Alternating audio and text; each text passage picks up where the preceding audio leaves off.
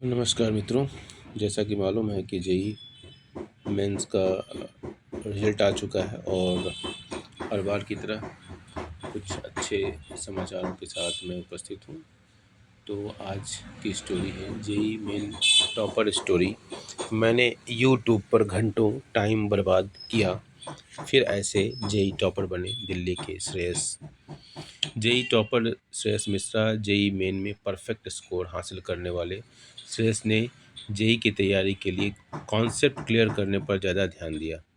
उनका कहना है कि पढ़ाई स्ट्रेस न बने इसलिए एक हॉबी को फॉलो करना भी ज़रूरी है। तो ये बहुत बड़ा मैसेज है। जेईई मेन परफेक्ट स्कोर करने वाले 26 से स्टूडेंट्स में से श्रेयस मिश्रा भी शामिल हैं। दिल्ली के श्रेयस ने सेशन 1 में जेईई में 100 परसेंटाइल के साथ ये एग्ज़ाम टॉप किया। श्रेयस कहते हैं कि सेशन 2 का रिजल्ट आने के बाद यह रिजल्ट भी खास बन गया। दिल्ली से पढ़े श्रेयस का कहना है कि जेईई एडवांस ही फोकस है। मेरी कोशिश है कि computer science engineering IIT Bombay से, वैसे इंजीनियरिंग में मुझे इलेक्ट्रिकल और कंप्यूटर साइंस दोनों में दिलचस्पी है। घंटों के हिसाब से पढ़ाई नहीं की।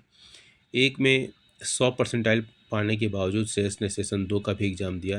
वह कहते हैं कि वैसे ज़रूरत नहीं थी, मगर यह सिर्फ प्रैक्टिस के लिए दिया। इसमें भी अच्छा स्कोर 99.99 परसेंटाइल आया। वह हंसते हुए कहते हैं कि सीज़न 2 में सिली मिस्टेक की वजह से परफेक्ट स्कोर रह गया। तो सेशन 1 के रिजल्ट ने टॉप में जगह दी। खुश हूँ क्योंकि क्लास 12 के बोर्ड एग्ज़ाम भी अच्छे हुए हैं। बस अब जेईई एडवांस पर फोकस है। जेईई की तैयारी ही नहीं, पढ़ाई में श्रेयस बचपन से ही आगे रहे। वो बताते हैं कि मुझे टॉपिक्स एक्सप्लोर करना पसंद है, उनकी गहराई में जाना पसंद है। क्लास 6 में मैथ्स की गहराई में उतरा तो क्लास 11 से जेईई पर फोकस किया। टाइम मैनेजमेंट पर भी ध्यान दिया, मगर घंटों के हिसाब से पढ़ाई नहीं की।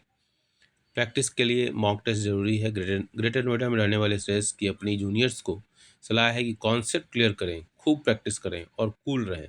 कॉन्सेप्ट क्लियर होंगे तभी एग्ज़ाम क्रैक कर पाएंगे, क्योंकि इसमें आपकी एनालिटिकल साइड को भी देखा जाता है। इसके लिए एनसीईआरटी की किताबें ज़रूर पढ़ें। बच्चे एनसीईआरटी को नहीं पढ़ते हैं, बच्चे कंफर्ट जोन में चले आते हैं, यूट्यूब का सहारा लेते हैं। उन बच्चों के लिए एक मैसेज है श्रेयस मिश्रा जी का। कॉन्सेप्ट क्लियर होंगे तभी एग्ज़ाम क्रैक कर पाएंगे, क्योंकि इसमें आपकी एनालिटिकल साइड को भी देखा जाता है। इसके लिए एनसीईआरटी की किताबें ज़रूर पढ़ें और इसके बाद बाकी स्टडी मटेरियल प्रैक्टिस के लिए खूब मॉक टेस्ट। दूसरा, प्रैक्टिस ज़रूरी है। मैंने अपने नंबर्स को बूस्ट करने के लिए मॉक टेस्ट दिया और पढ़ाई तनाव न बने इसके लिए अपने कोई ना कोई हॉबी ज़रूर फॉलो करें। जैसे मैं क्लासिकल म्यूजिक सुनता था। जेईई मेन के टफ एग्ज़ाम को क्रैक करने के लिए श्रेयस का मानना है कि माइंड डाइवर्ट ना हो, इससे बचना ज़रूरी है। वह कहते हैं कि यही वजह है कि सोशल मीडिया से मैं दूर रहा। बच्चे ध्यान दें, सोशल मीडिया से मैं दूर रहा। क्लास 9th और 10th में मैंने यूट्यूब के चक्कर में टाइम वेस्ट किया, मगर फिर खुद ही हटा दिया, क्योंकि ये एडिक्शन है। तो आप बच्चे इस एडिक्शन से दूर रहेंगे तभी आप जेईई का ख्वाब देखें। और दूसरी बात, जो सबसे महत्वपूर्ण बात मुझे लगी, कि आप कोई ना कोई हॉबी ज़रूर बनाएं।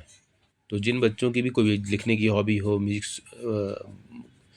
तबला हो, हारमोनियम हो, कोई भी म्यूजिक हो, किसी प्रकार का म्यूजिक हो, उसको ज़रूर आप प्ले करें।